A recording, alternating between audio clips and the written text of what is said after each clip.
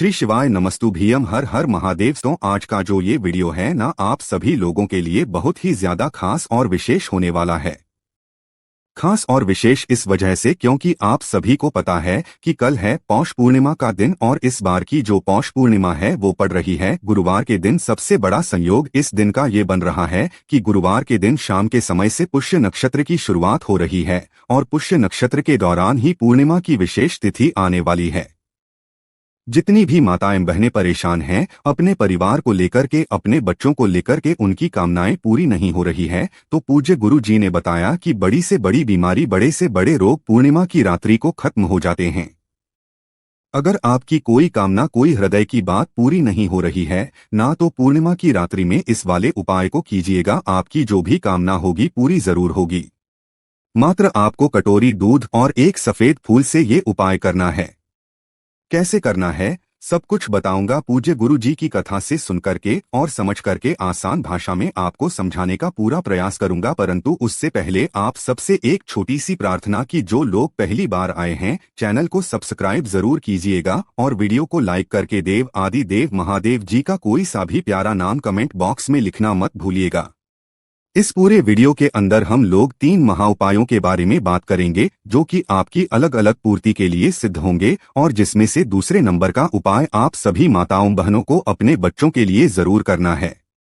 ठीक है, सबसे पहले बात करते हैं पहले वाले उपाय की। देखिए, पहला वाला उपाय, अगर आपकी कोई मनोकामना, कोई हृदय की बात काफी समय से अधूरी है, पूरी नहीं हो रही है, ठीक है।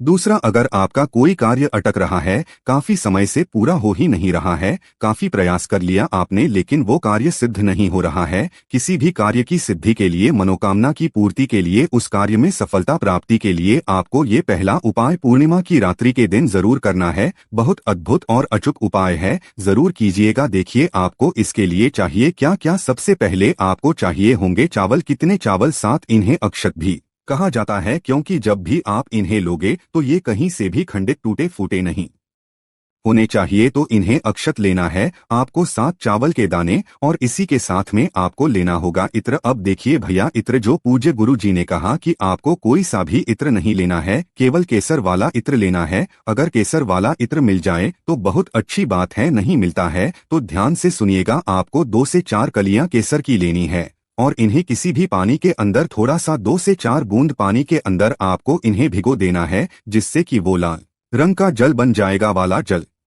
अब ये जो केसर वाला जल मिला है, आपको इसी के अंदर 7 चावल के दाने डाल देने होंगे, यानी कि आपको 7 जो चावल के दाने लेने हैं वो केसर वाले लेने हैं। केसर में लिपटे हुए इत्र मिल जाता है तो आप इत्र में लिपट लेना। पहला तो काम ये हो गया।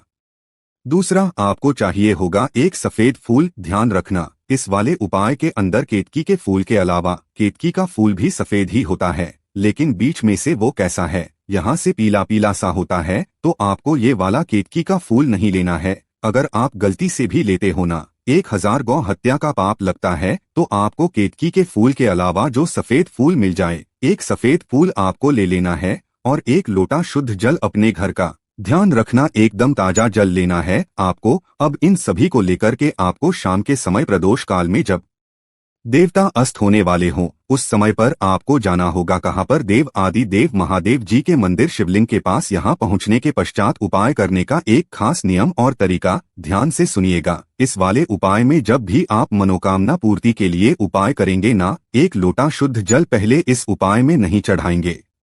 आपको क्या करना है, ध्यान से सुनिएगा। जो आपने एक कलश लिया है, उस कलश को तो आपको एक तरफ रख देना है और उत्तर दिशा, नॉर्थ की तरफ मुंह करके खड़े हो जाना है। जो आपका दाहिना हाथ है, उस दाहिने हाथ के ऊपर आपने जो चावल के दाने केसर वाले इत्र में या केसर वाले जल में डुबोए हुए हैं, उन 7 चावल के दानों को अपने दाहिने हाथ की हथेली में रखना है और एक सफेद फूल आपको अपनी हथेली में रखना है।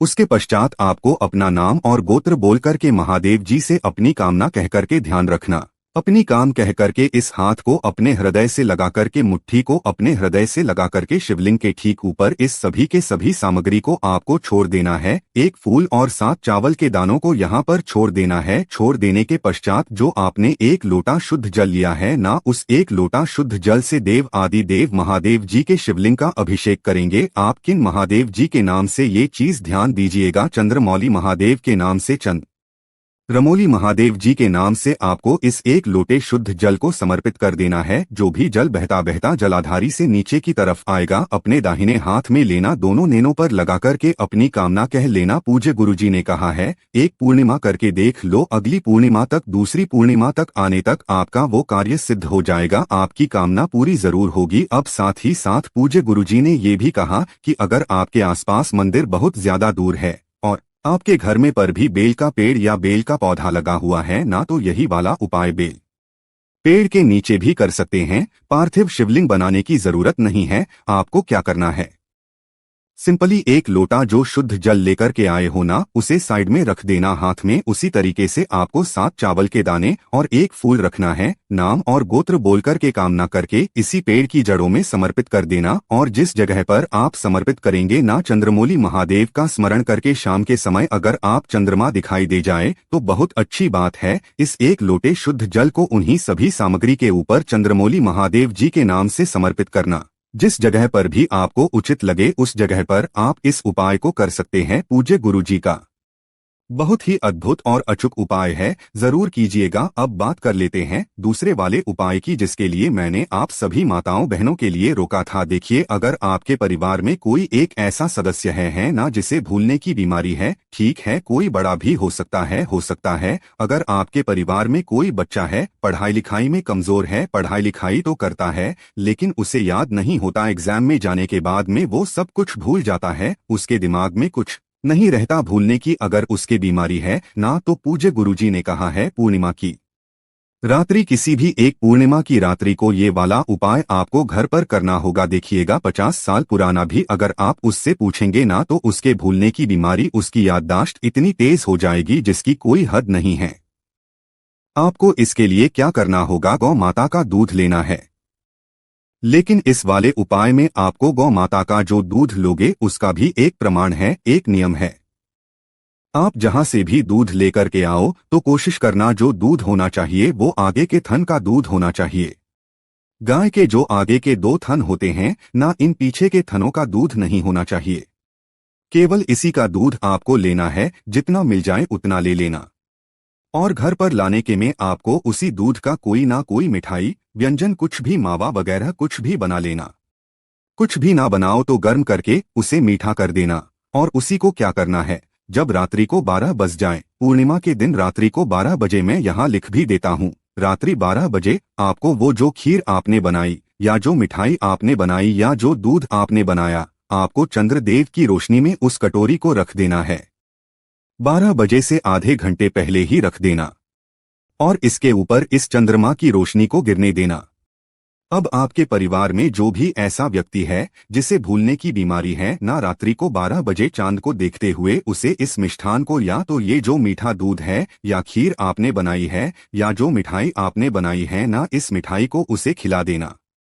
फिर आप देखिएगा, 1 से 2 पूर्णिमा करके देख लीजिएगा, उसकी जो भी याददाश्त होगी वो इतनी तेज होगी कि 50 साल भी अगर आप पूछेंगे ना तो उसे याद रहेगा।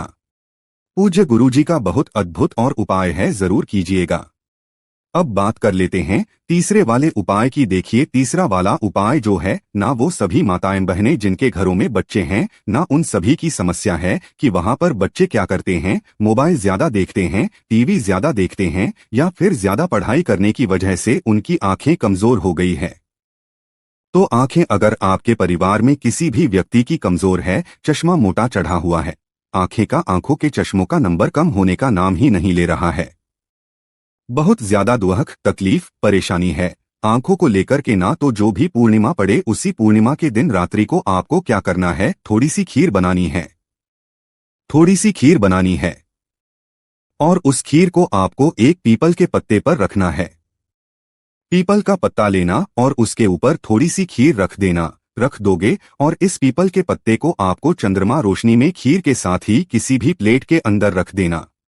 यहाँ पर रख दोगे, इसके ऊपर थोड़ी सी देर तक इन्हें रखे रहने देना और बच्चे को बोलना, जिस व्यक्ति के भी आंखों से संबंधित प्रॉब्लम है रात्रि को 12 बजे चंद्रमा से नींद मिलाए, कम से कम 5 से 7 मिनट है ना, और नींद मिलाने के पश्चात 5 से 7 मिनट मिलाने के पश्चात इस पीपल के पत्ते पर रखी हुई खीर को खिला दे। पूर्णिमा के दिन करना स्टार्ट कर दीजिए, चाहे कैसा भी आंखों का रोग हो, बीमारी हो, हमेशा के लिए खत्म हो जाएगी। चंद्र महाराज जी का इतना अद्भुत परिणाम है ये, जब भी आप इसे यहाँ पर खाएंगे किन महादेव जी के नाम से चंद्रमौली महादेव जी का स्मरण करेंगे। चंद्रमौली महादेव जी का स्मरण करना और फिर देखिएगा कितना असर होता है। पूज्य गुरु जी ने जैसा अपनी कथाओं में बताया वैसा भाषा में आपको बताने का संपूर्ण प्रयास किया। वीडियो अगर पसंद आया हो तो लाइक जरूर करना, साथ ही साथ चैनल को सब्सक्राइब जरूर कीजिएगा। श्री शिवाय नमस्तुभ्यम। हर हर महादेव।